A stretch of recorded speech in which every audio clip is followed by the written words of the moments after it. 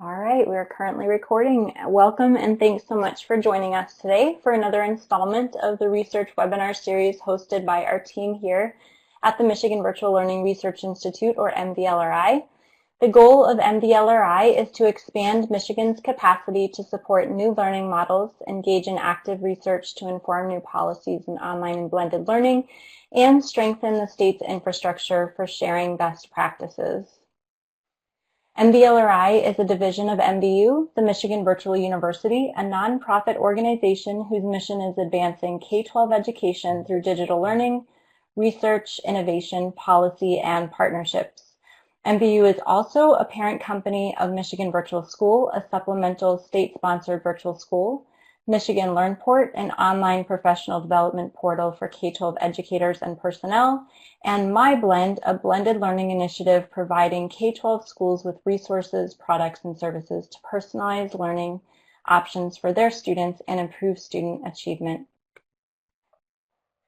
Before we introduce today's presenters and the topic of their presentation, an important disclaimer for our research webinar series. This webinar will be recorded and shared publicly. Consequently, anything shared during this webinar, including chat comments, could be shared publicly.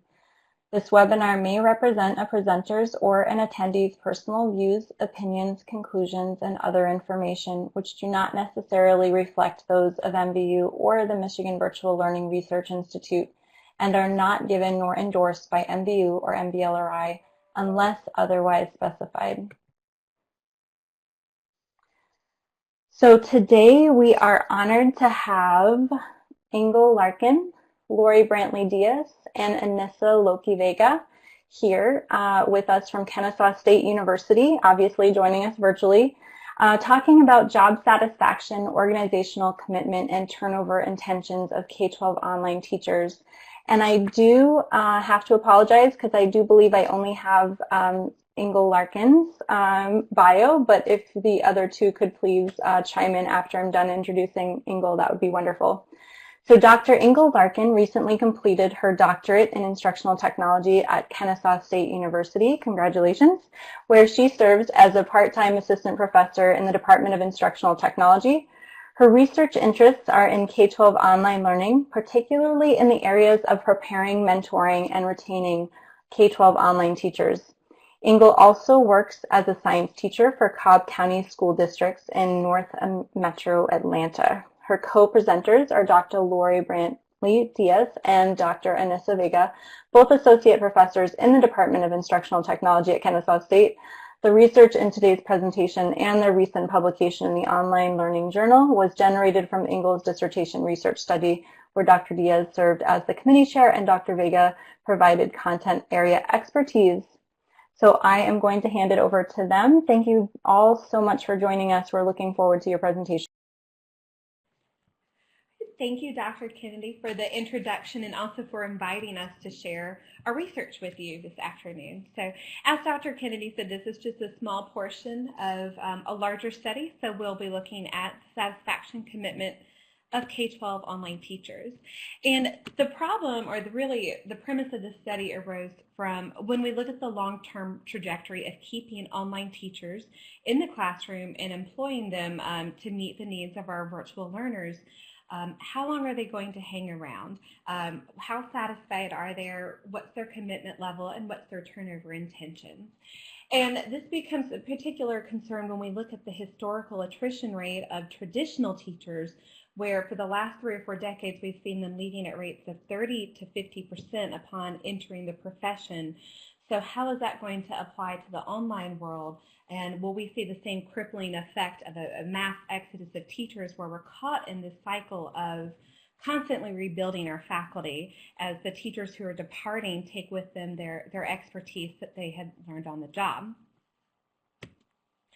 So the purpose of our study was to look at the job satisfaction, organizational commitment, and turnover intentions of teachers. The first research question addresses job satisfaction, and not only the level, but also what were the critical factors that teachers reported influencing satisfaction or influencing dissatisfaction. Okay, we also sought to determine the organizational commitment, their turnover intentions, and then also what they perceive to be as a barrier to retaining online teachers or a pathway to retaining them. So for our theoretical framework, because there was really no framework specific to what we were studying, we looked back at the seminal works from really workforce psychology over the past 100 years, including job satisfaction, organizational commitment, and turnover intentions. And these, again, have all been broadly applied to different fields across all academic areas and all professional fields. So there's a lot of very good research instruments that we can use and apply. So first, job satisfaction is basically going to boil down to the job's ability to satisfy the needs of the employee. Looking first at Maslow's basic physical needs all the way to the higher level needs such as esteem and self-actualization. We also applied Hertzberg's two-factor theory, where he explains that satisfaction is determined by motivators and hygiene items. These are similar to Maslow's higher level needs. Motivators can include advancement within the profession, the professional recognition or esteem from colleagues, finding value in the work that they're doing itself, in this case meeting the needs of children. So these are all intrinsic motivators that tend to create satisfaction. Now, the hygiene items are ones that are more extrinsic motivators and could lead to dissatisfaction. This includes the compensation, the relationship with their supervisors, company policy, relationships with coworkers. Okay, we also looked at organizational commitment, and really the most widely accepted model is Meyer and Allen's three constructs of effective, normative, and continuance commitment. So effective commitment is these are really the employees that you want because they take the values and the norms and the mission of their organization and they internalize it as their own. So they take the organization's success as their own success and they'll put in considerable effort to work for the organization. They take great pride in working there and they'll remain there for a long time.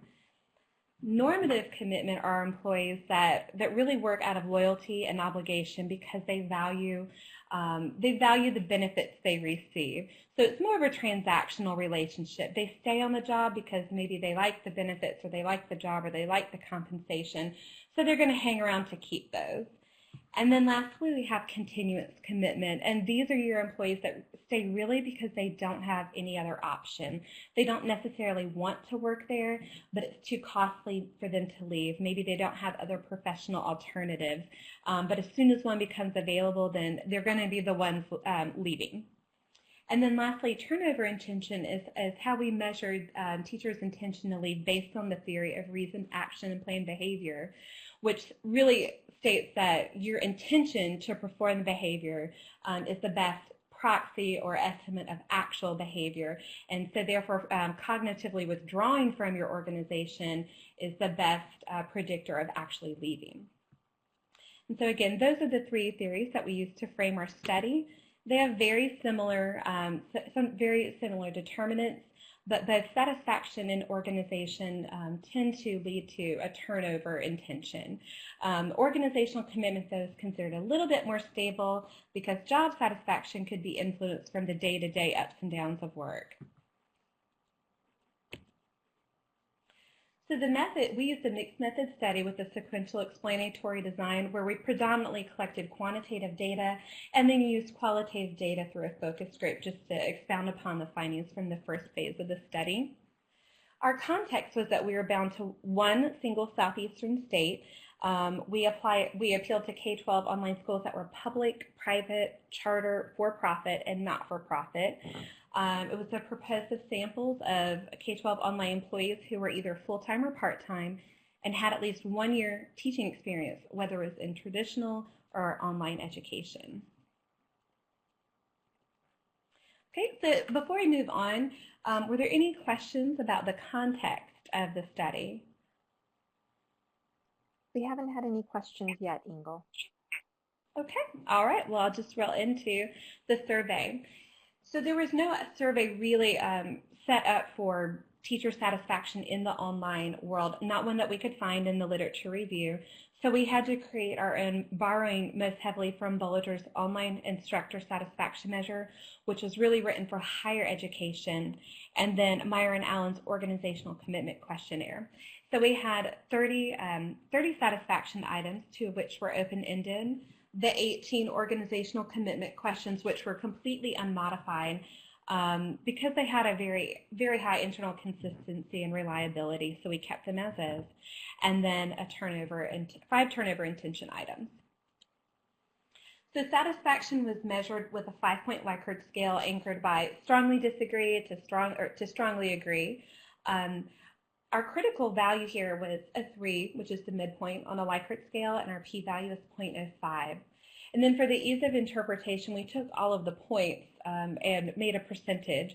So based on the Minnesota satisfaction guidelines, we can measure satisfaction with 50% being a midpoint, and anything over 75% or over is associated with very high levels of satisfaction, and anything at 25% or less would be dissatisfied.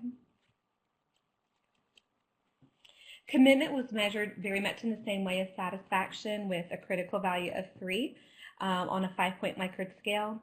And our turnover intention items were dichotomous, where agreement with a statement was measured with a 1 and no as a 0. And then we used the Z-test to compare their intention to turnover with the actual turnover range of traditional teachers.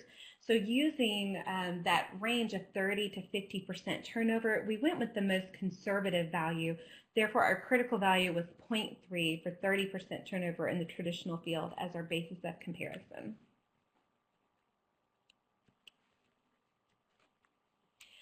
Okay, so the demographic profile of our teachers, we had 108 participants that we included in the study. The majority were females, either in the beginning of their career or maybe in the later part of their career. The majority also had a degree of some sort of higher education, and they also had a traditional teaching experience, on average of a little over 11 years and roughly 3 years of teaching experience in the online setting. Every grade was represented by the participants, K through 12, but the vast majority were high school teachers who taught in the 4 core areas: language, arts, history, math, and science. Though we did have other participants in representing other fields such as foreign language, music, business ed, physical ed.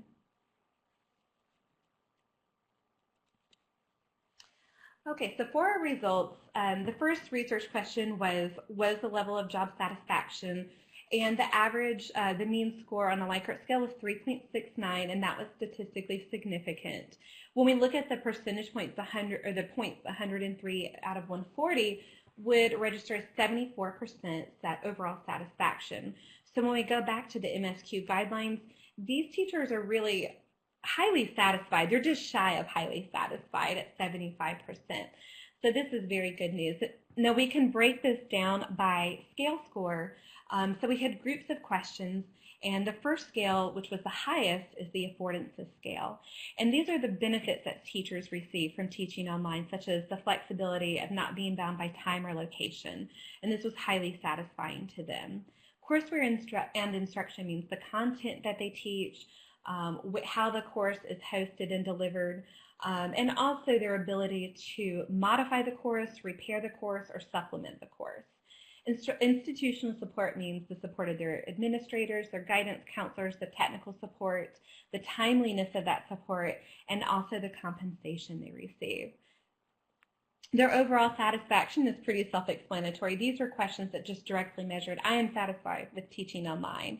And then lastly, student interactions refers to how satisfied they are with the quality of their relationship they form with their students, the way their students participate and engage with the teachers, their classmates, and the course content. And we can again look at these with the MSQ, and you can see that we have 3 scales that would be considered very highly satisfactory, or it's very highly satisfying. That's affordances, institutional support, and overall satisfaction, because they're all above that 75% point on the MSQ scoring guideline. Whereas courseware interactions and student interactions, they're lower, but they're still above that 50% midpoint. So we could probably assume that these areas were moderately satisfying. Okay, on this slide I've included the top 5 or the highest scoring questions.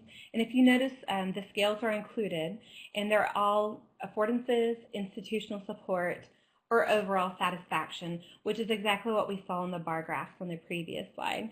So they had very high mean scores, with the last two actually tying at 4.29. So just looking at the item questions, you can see they're satisfied with the convenience, the technical support, the convenience and the access both they and their students have. And they're also very satisfying with meeting the student needs, students who may not be successful in a traditional classroom or have access to the variety of classes that they need. Okay, likewise, we can look at the lowest satisfaction. These 5 items were the only items that dipped below the 3-point range on the Likert scale. And similar to the bar graph, you look at the scale scores and it's courseware and instruction and student interactions. So on these items, the teachers are reporting that they feel higher levels, higher workload. They feel like they have to work harder to incorporate materials into an online course compared to a traditional.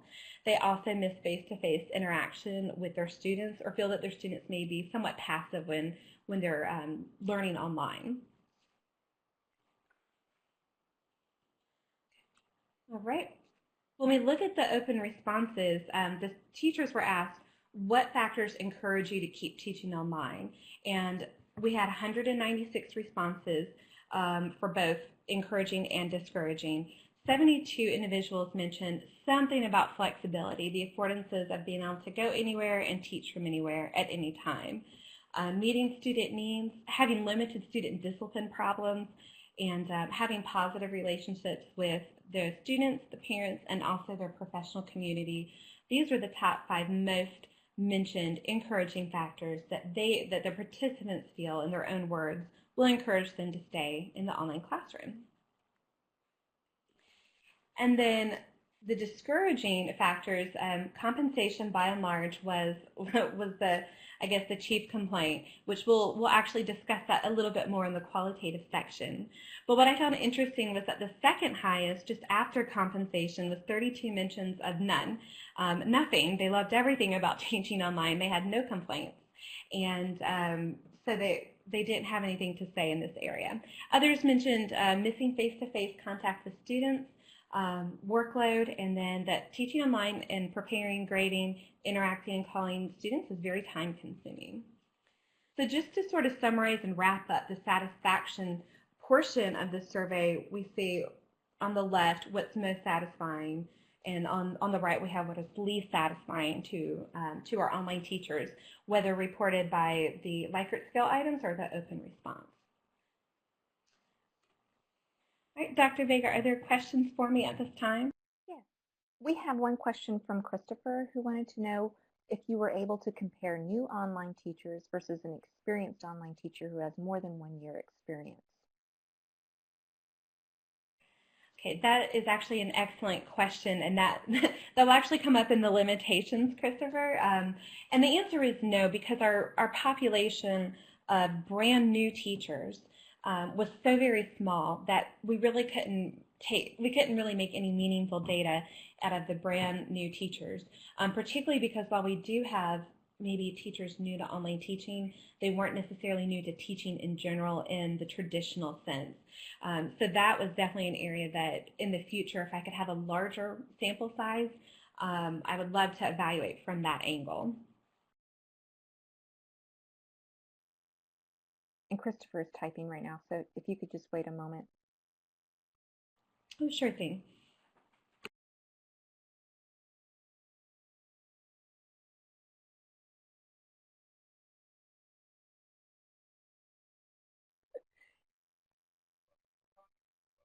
So, so Christopher, hopefully you'll be interested in participating in a study that Ingle may follow up with, because in the chat he states that his school, I assume, Christopher, you're an administrator with a virtual school, that you've just decentralized and now have 30 new online teachers. Oh, a teacher in a virtual school. Yeah, that's a large group of new teachers. Absolutely, and I would be very interested in learning about your onboarding process and if there's a mentorship program at your school. So for any of our participants, I am looking to expand my study, so just keep me in mind. Those are all of our questions right now, Ingle, so we can move forward. Okay, excellent. So we'll go ahead on to the rest of the first phase, the quantitative phase, and look at our commitment results. So again, using the same 5-point Likert scale and the 3-point critical value, the mean score of effective commitment was 3.8. The mean score of normative commitment was 3.39, and we have a low continuance commitment score. And all of these were statistically significant. And just to remind you, or to inform our newcomers, effective commitment is really what you want to see out of your employees. So this is very positive information, because remember, employees who have effective commitment internalize the norms and the values of that organization, and they're committed to seeing their organization achieve their goals, and they'll put in that extra effort. Normative commitment means that they value their job. They want to stay there and keep doing what they do. And it's good that we actually have a low continuance commitment score. That means that we're not really seeing teachers that are just working there because they have to, because they don't have a lot of other options. And lastly, on the instrument, we had the 5 turnover intention items, which you can see on the left. And we measured them sort of in an immediate, an intermediate, and a long-term or career goal for turnover. And so looking at the immediate future, we had 95% say they intend to remain teaching online, and only 5 intended to leave in the immediate future, meaning, the very next year. Within a year, some reported that they would like to look for a new job. But the 5-year, the third question, is really the most important, since that is 5 years is when we have the mass exodus of teachers in the traditional setting. And at this point, we have 19% of teachers saying that they would turn over. And this is statistically significant when we look at a minimum of 30% leaving and up to 50% leaving in those first 5 years. And then as we get closer to the bottom, when we look at the career-long intentions, I'd like to remain teaching online for the remainder of my career, 23% said no. And so we're getting a little closer to that 30% mark. So those results were not statistically significant. Again, you can see it's 0.054. And this may be that their need to teach online no longer exists anymore. It could just be that they can't see that far into the future, 20 or 30 years. The reason there's only p-values included for the first, the third, and the 5th item is because we use these as correlates as part of the larger study, because they gave us a firm 1-year, 5-year, and career turnover timeline.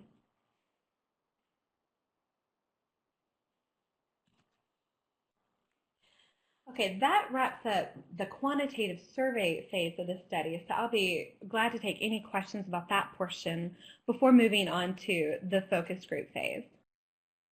So Christopher's asking us again, what about asking face-to-face teachers if they want to teach online?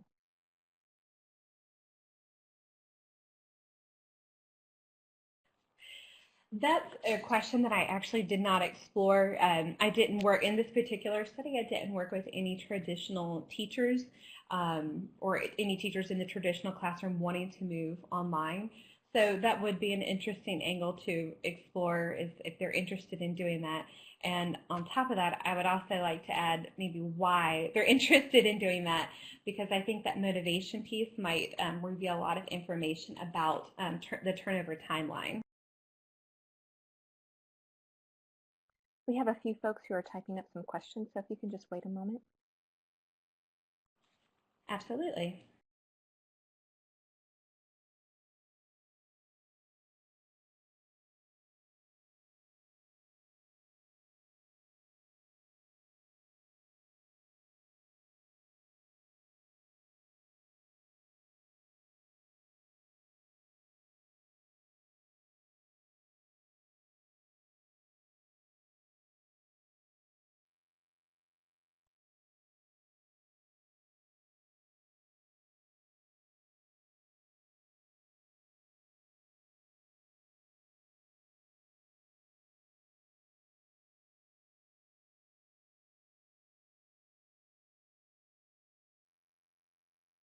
And since the chat isn't included necessarily in the recording, I'd like to read Elena agrees that perceptions versus reality from brick and mortar teachers compared to what it really is like to teach online. If you were to explore the previously suggested study that you were discussing. I agree, and actually that's a great segue. Thank you, Elena, because some of the participants actually reported the shock value that a lot of teachers experience. They have this perception of, oh, I'm going to go home and teach in my pajamas from the sofa all day, and that does not really accord with reality of what the job looks like. That it can be very labor intensive with a lot of seat hours. So that is something that was explored in the focus group. So yes, thank you. That's actually perfectly on point with the focus group participants. And they feel like a lot of teachers come in expecting one thing and then they leave because it does not meet reality. So we have no more questions, so let's move forward with phase 2. Okay, great. So in phase 2, we used 8 volunteers from the survey, and we held 2 synchronous sessions that were hosted in Blackboard. Each session was roughly an hour and a half long and generated 48 pages of transcripts. Oh, sorry, I can't get my slide to move. And from there, we actually ended up with 6 categories and 3 themes. And in the recent publication, we really only reported on 2 themes, but you can see the professional life of an online teacher, the pathways to retention, and the barriers to retention. So again, specific to our recent article and what we're reporting at this time, we're looking at what is going to help us retain teachers in the online classroom and what may serve as an obstacle or a barrier to retention. On the focus group interview, we were asked, what are the perceived pathways to retention? The most often talked about aspect was the flexible schedule. 3 of our participants actually have moved out of the country since they were hired at their online school. All 3 had partners who took jobs overseas, and they were able to go with them. A 4th teacher still lives in the States, but moved out of state where she was hired to teach. And so they liked the idea that they liked the benefit of being able to stay at their school, not just because they already know the routine and the culture of that school, but they also maintain their benefits, their seniority, their tenure, and that way they're not having to leave and start over at a completely new school. After the benefit of having a flexible schedule, meeting the needs of students was probably the second most often spoken about topic. They're very passionate really about the mission of the school, and that's to serve the unique needs of our students, whether they're athletes or musicians that have very intense training and travel performance schedules, students who may have been bullied or have a hard time going to a traditional campus, students that are ill, or even one teacher works exclusively with boys who are in an alternative school, and they're residential in a military-style boot camp. And so they really have her heart for teaching. So this speaks to the teacher's intrinsic need to have satisfaction and value with the job itself and the students whose needs that they're meeting. Another interesting concept was that they have fewer interruptions and they feel they focus more on the teaching, they focus more on the content. One of the teachers said she gets more accomplished in one day of teaching in an online platform than she ever did in a full week because she's not being interrupted by assemblies, by lunch duty or hall monitoring or student discipline or students talking. My favorite quote probably of the whole study is one gentleman said he really struggled with classroom management in his physics classroom, and now he just hits the mute button and he doesn't have to worry about that anymore. So that was one of the benefits that they enjoyed. Other pathways to retention that teachers would like to see more of is the opportunity to design course content and courseware.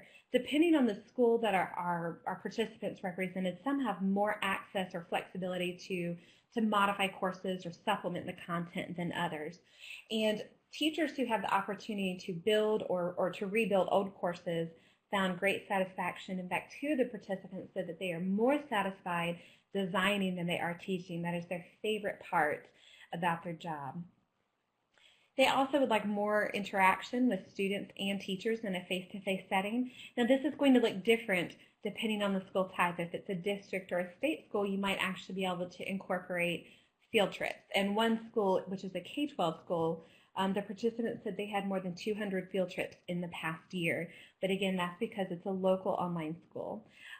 We also had participants at for-profit schools where they're hired to teach students in different states all over the country. So they're really not going to see their students face-to-face, but they said they would enjoy more virtual contact with them through something like a webinar or a video camera. Other teachers reported absolutely no synchronous contact with their students whatsoever. They also want more opportunities to collaborate with other teachers. Some mentioned wanting to co-teach in the virtual environment.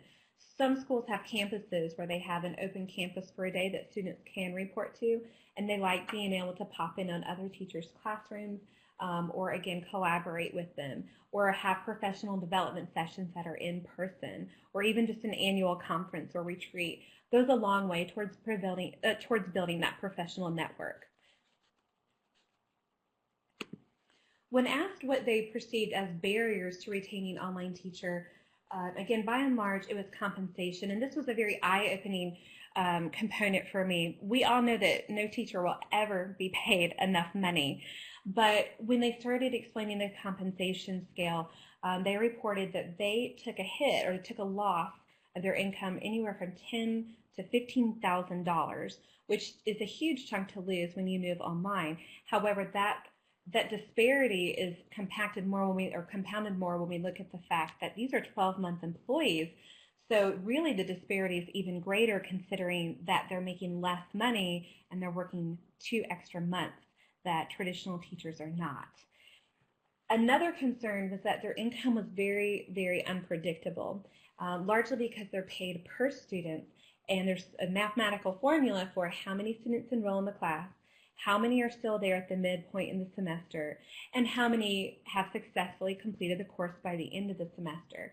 And there's no way for a teacher to know if they're going to have 12 students or 200 students in that course section in any given semester, let alone how many are going to successfully finish that class. That also means that they're being paid quarterly, and that's very hard to run a household budget on.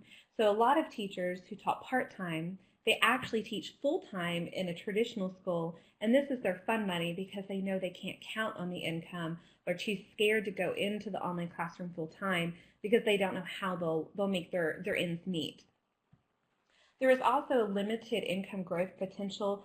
Only one participant had a published salary or salary schedule or a step schedule where teachers could actually see what they're going to make each year. Very few schools are also paying for degrees or advanced degrees. Many will pay for a master's, but they won't pay for anything beyond that, such as a specialist or a doctorate. Also, one of the recommendations of these teachers were to make the summer school schedule more like a traditional, where you can teach summer school to supplement your income for additional pay, but it should not be required. Other areas of other barriers to retention that they perceived were the extraneous grading, record keeping, data reports, phone calls, having to call 2,000 students at a time, and in a given 6 weeks.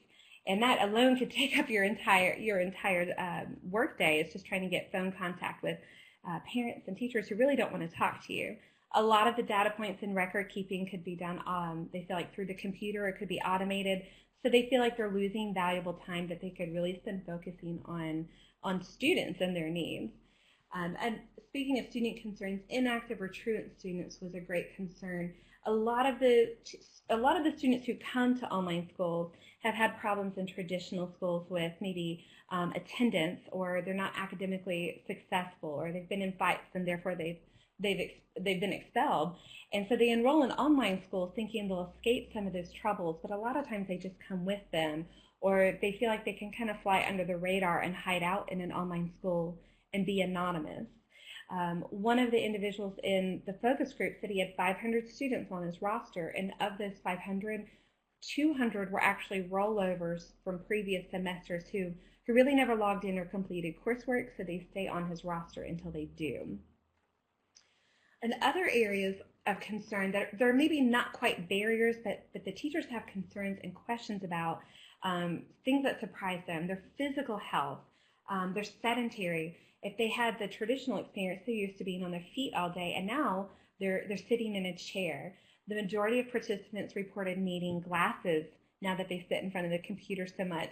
And a couple even reported challenges with carpal tunnel syndrome in their wrist or in their elbow from having to operate a mouse and a keyboard.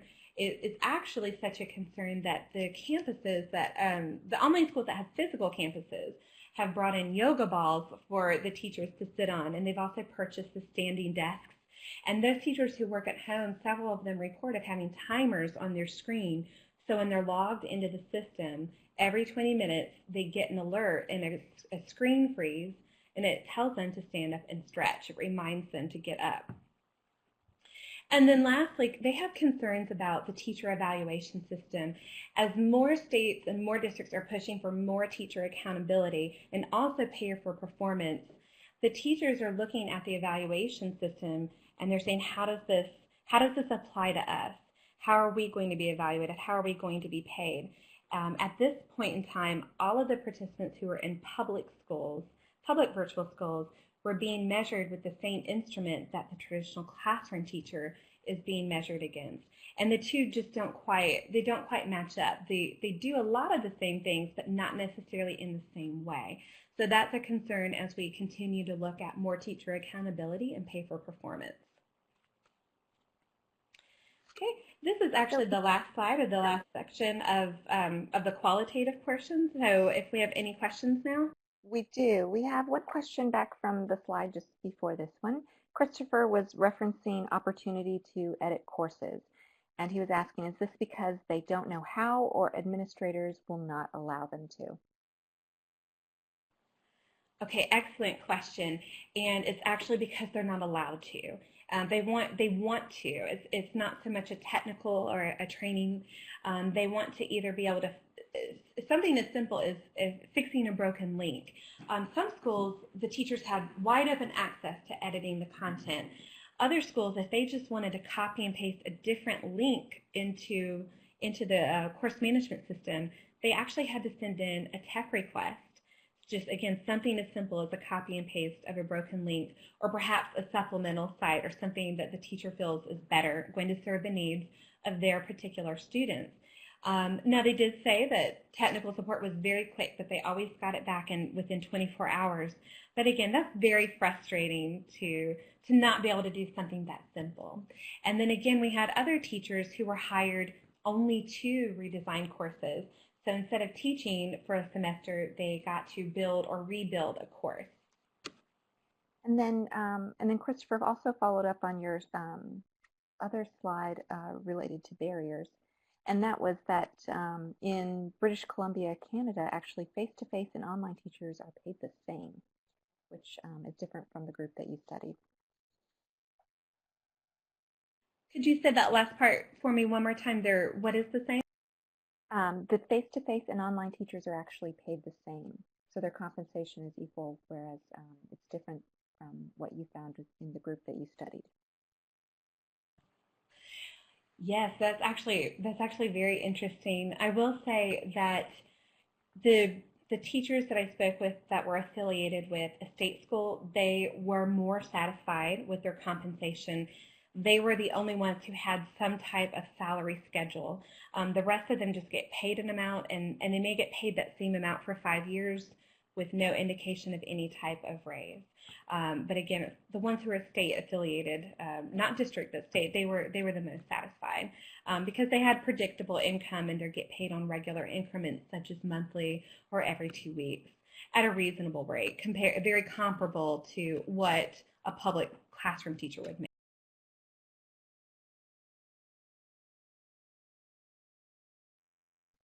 Catherine's typing right now, so we'll wait just a moment.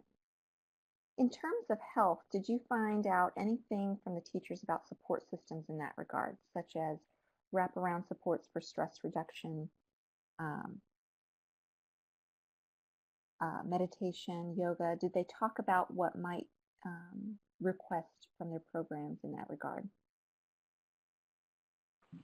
Well, again, some schools were building in the stand-up desks and the yoga balls, and this is going to vary, of course, depending on if those online teachers work from home and they're just simply getting a 20-minute alert to stand up and stretch versus if they're working at the school. Two of the schools that had campuses where the teachers actually report every single day. The students do not report at all, but the teachers report every day. They have a workout Wednesday. So that's very interesting. They bring in somebody to lead them in something like yoga or stretching or just to move their body for an hour in the middle of the day. So there's Workout Wednesday, but they did not really make any suggestions about what they would like to see, just that it was, now that they've been teaching online for a few years, they're just noticing the difference physically in their bodies sitting. Maybe they're stiffer or more sore than when they were stand-up traditional teachers. And so Catherine also notes that she's just thinking about wraparound supports for students, but we also need to do that for teachers too, and wondering if they're thinking holistically about that. And that's actually our last question for that portion. Actually, someone has started typing again. So I guess it has stirred another question. So we'll wait just a moment.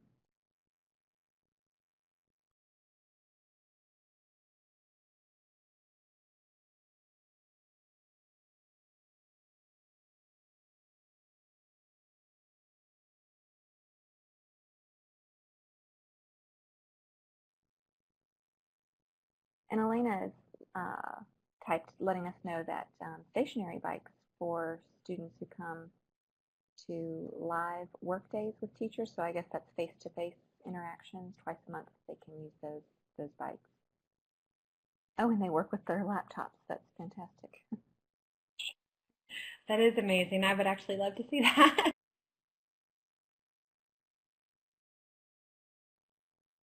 And Catherine, Laurie's asking us, what do you mean specifically by wraparound supports?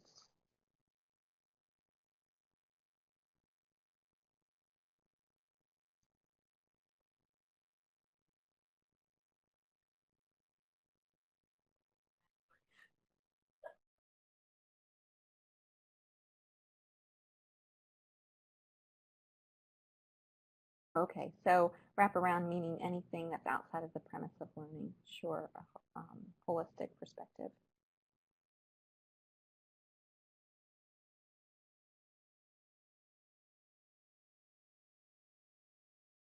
Okay, Ingle, I think we're ready to move on.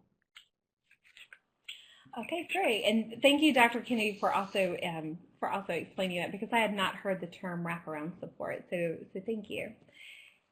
Okay, we'll move on to our discussion and recommendations. But overall, we found that the results really upheld the literature review and the hypothetical assumptions. So we saw, again, looking at Maslow and Herzberg's levels of needs, the traditional and the online teachers really have very similar motivators and hygienes.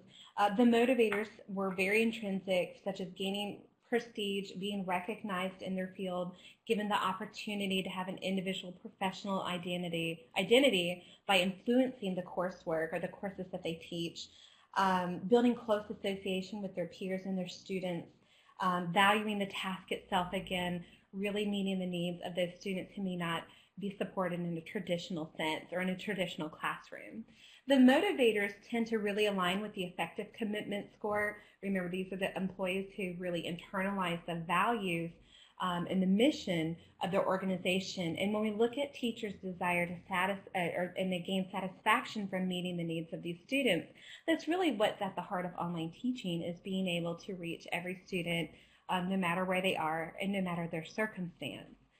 And then when we look at the traditional turnover versus online turnover, our study in 2012 showed, not turnover, as satisfaction, 44% of traditional teachers reported job satisfaction versus 74% of our online teachers in this study reported job satisfaction. And this is a huge difference. And one thing that we were talking about earlier with Chris is maybe looking at the life circumstances and the needs of the teacher and why they went from the traditional classroom into the online classroom. It could be that they have a young child at home and they want to be able to stay home while also contribute to the family income. So really, we're meeting some type of need of the online teachers. It's satisfying something or some life circumstance for them. Adams' equity theory is also applied here when we look at the compensation piece. Adams' equity theory explains that teachers or employees in general are not necessarily dissatisfied with what they make. They're dissatisfied with what they make relative to what others are receiving who are doing the same job. And because our teachers in this study really had over 11 years of traditional teaching experience, they themselves are their own basis of comparison, and that really emphasizes or kind of exaggerates the disparity when they can say, wait a minute, I'm getting paid so much less to work so much more, and that creates, again, the disequity, the feeling of disequity, which could lead to higher turnover intentions and higher levels of dissatisfaction.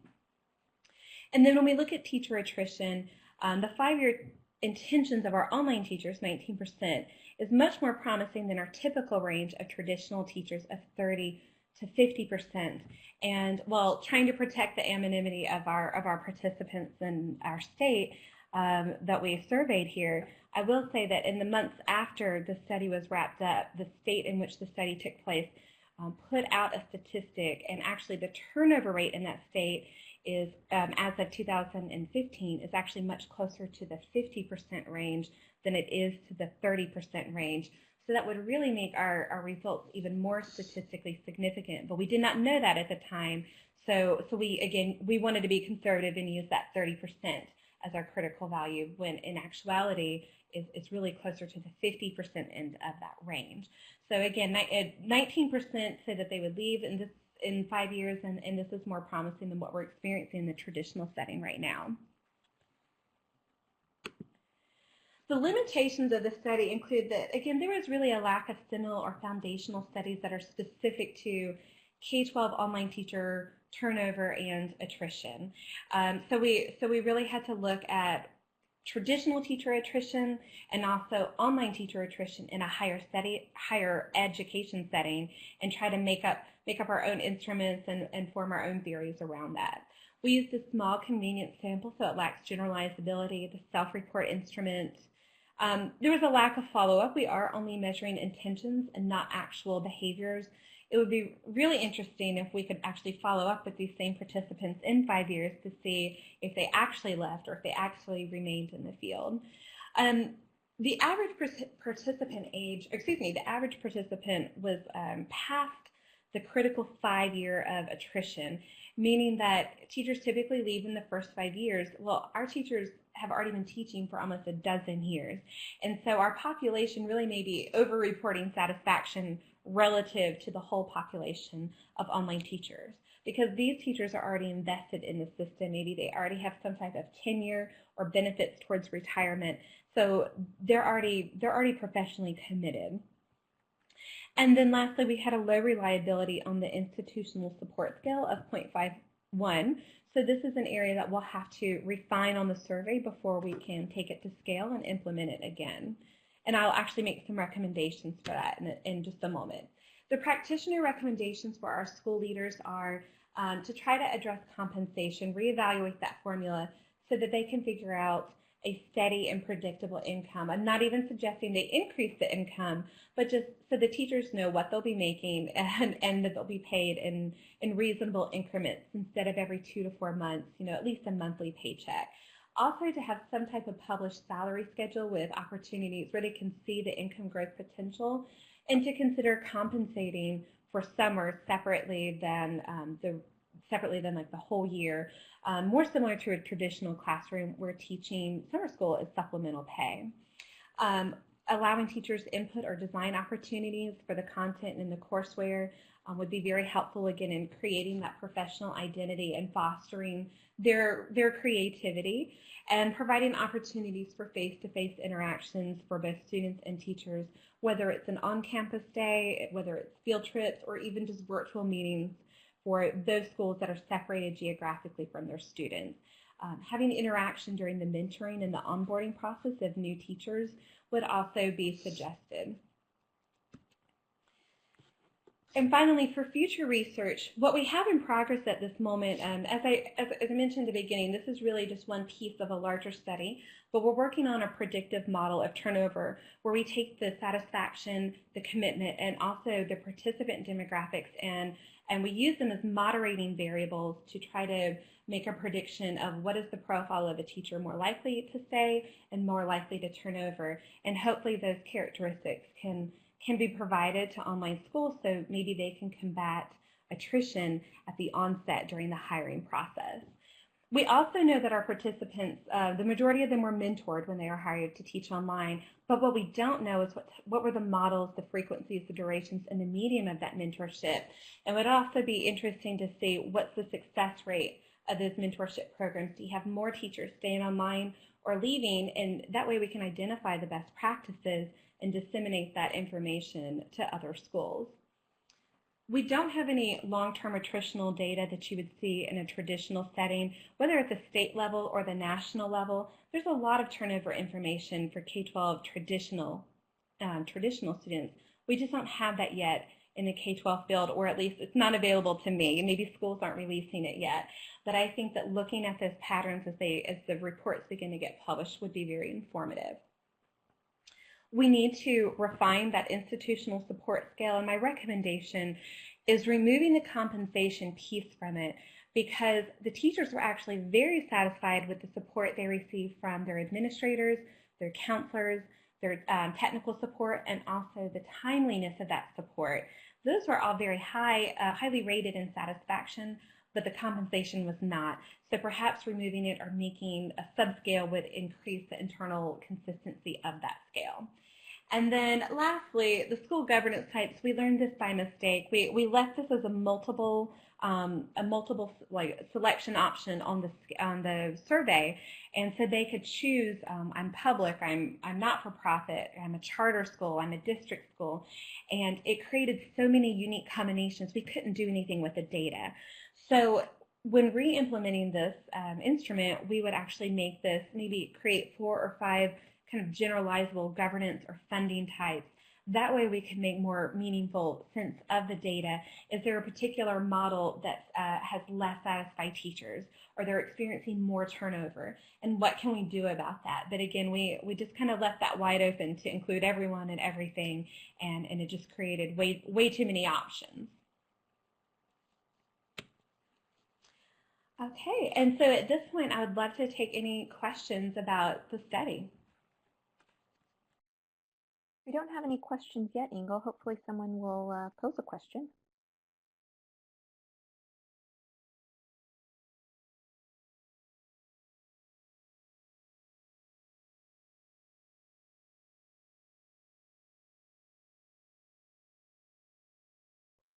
Christopher would like to know, are you able to share the instrument?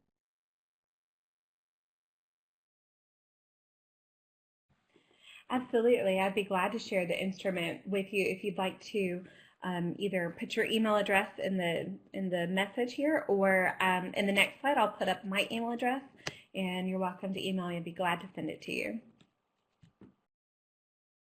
And then Elena would like to know, she joined late and apologizes, and she'd like to know if you're able to share the schools that your sample worked in.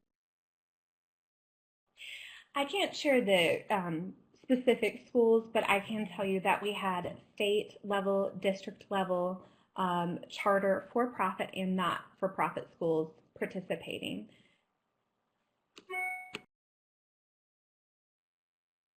And Ingo actually promised those schools that they would remain unknown. They would not be specified in her study. What was the sample size? I'm sorry, I was also going to add, though, Elena, if it helps, it was also K through 12. So we did have predominantly high school teachers, but we did extend it and have participants represented in every grade level.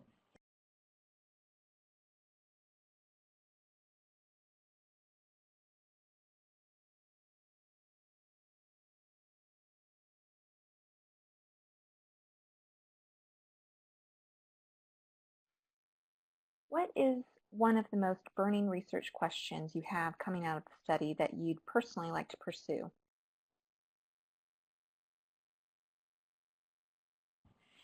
That is that's a great question. I think that probably I'm not sure if it's one specific question, but the angle, how about the angle I would like to most pursue based on the research and again based on this predictive model that we're working on and we hope to submit for publication very soon is the effect of mentorship and online teacher retention. So for those teachers that were mentored, which was about, I believe it was 72 out of 108 participants received mentorship when they were hired to teach online. That's really the avenue that I would like to explore next is how does mentorship influence the attrition or the retention of online teachers?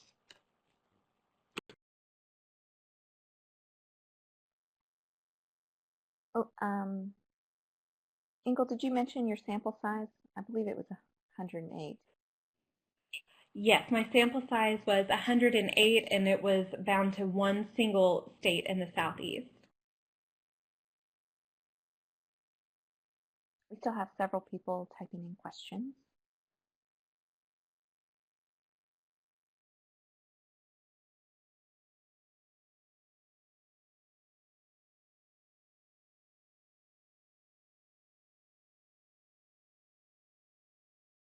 Thank you. Thank you for the feedback from the chat board. Again, I will mention, I'll put in a plug, that I am looking for maybe other opportunities to expand or apply the research study in other schools. So if that's something that you think you're interested in, I'll go ahead and put our contact information up on the board. So I would love to hear from anybody with any ideas or who might be willing to partner. And Ingle, I don't know if you plan to share that now that you are Dr. Larkin, you're going to be looking for new professional opportunities to continue research, right? Yes, I am. I am in the process of, at present, I teach at the middle school level in Metro Atlanta, and I am pursuing opportunities perhaps in higher education or through fellowships to expand the study and to keep researching. So if anybody has any ideas for me, again, there's my email address. Thank you, Dr. Vega.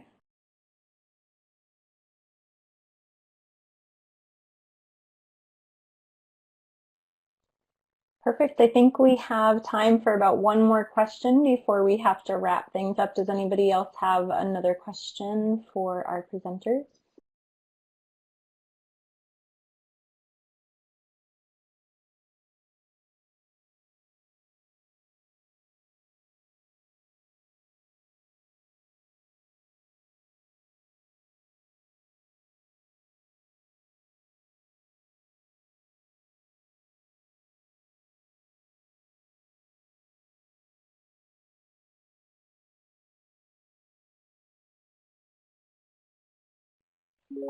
All right, it looks like everybody is wrapping up, and it looks like Dawn said she would be interested in the questions, so please make sure to email Dawn. She has her email address there. And I'm happy to share the chat with you all presenters-wise. If you'd like it, I can just email it to myself and then forward it on to you guys.